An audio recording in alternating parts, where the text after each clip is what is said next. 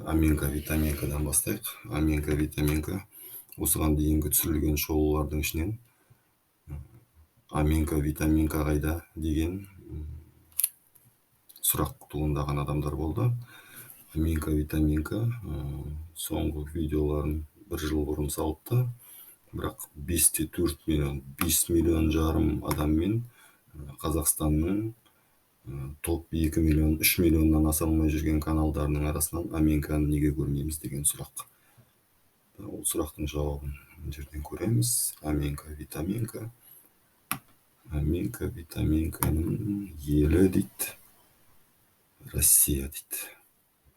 Ол біздің шоуға кірмей қалған себебі тіркелуін Ресей қылып өзгерткен. Бірақ соның өзінде ол биылғы жылы $498 мың пайда тапқан екен. Осы канал, Аминка витаминканың каналы 498 мың пайда тауыпты. Бұл Аминкада кезінде хит болған, бірнеше жыл бойы ол видеолары сол бұрынғы салған, соңғы видеосы 1 жыл бұрын салынған видео, 2 жыл бұрын салынған видеолармен әлі пайда тауып жатыр. Және биылғы жылдың табысы ол үшін $498 мың болған екен.